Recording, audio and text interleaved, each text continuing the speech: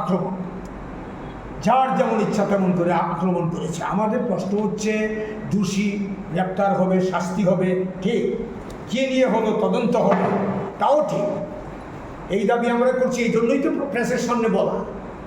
কিন্তু যার যেমনি যেভাবে খুশি সেভাবেই চলবে, এই তো হলো।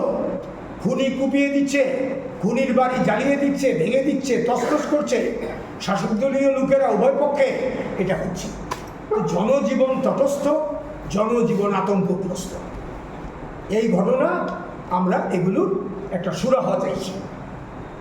এই ঘটনা ঘটেছে, সেটা আপনাদের কাছে আমি তুললাম। তারপরে আরেকটি ঘটনা শেখেরকুটে, আমি ডুগলি প্রান্তের ঘটনাগুলি উল্লেখ করছি। শেখেরকুটে 22শে জুন রাতে একটি মৃতদেহ দেখা গেল পা মাটির মধ্যে লেগে আছে। তার নাম হচ্ছে রাহুল চক্রবর্তী। শেখেরপুর কালীবাড়িটা পেরিয়ে গিয়েই দীপকলাল চক্রবর্তীর ছেলে সে। তাকে তারা পরিবার বলছে এটা খুন। তার দেহটা একটা গাছের মধ্যে ধরে দিয়ে একটা নামমাত্র বেঁধে রেখেছে, পাটা মাটিতে, বটিটা প্রায় মাটিতেই পুরা ঘরটা, সেটা করেছে। এবং 23 তারিখ মৃতদেহ উদ্ধার হয়েছে। এটা হচ্ছে আরেকটা ঘটনা। এবং সেখানে দেখা গেল আপনার এই ক্ষেত্রেও কোনো রকম আমরা চাইছি তদন্ত হয়ে তার একটা সুরাহা। এটা অস্বাভাবিক মৃত্যু। নেক্সট একটা ঘটনা যেটা আমরা সবাই জানি, এটা ঘটেছে আপনার রঞ্জিতনগরে। রঞ্জিতনগর এটা কাটাখাল, তারপরে সংলগ্ন এলাকা। সেখানে 20 জুন রাতে খুন হয়, যেটা নাকি সবাই বলছে এলাকায়। 21শে জুন মৃতদেহ উদ্ধার হয় একটি যুবক, এবং সেটা কাটাখালের পাড়ে পড়েছে, এখানে ছিল। সেটা তার ভাই বলছে এটা মারা।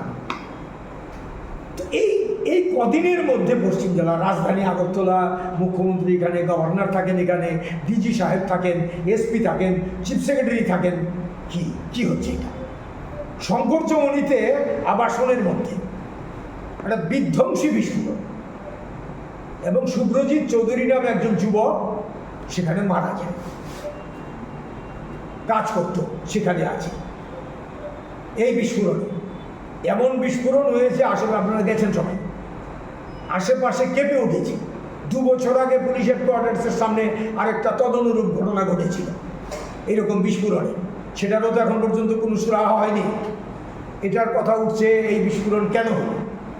তদন্ত হোক, গভর্নমেন্ট দেখুক, জানাক মানুষকে এর পেছনে কে আছে, কি আছে, কারণ কি।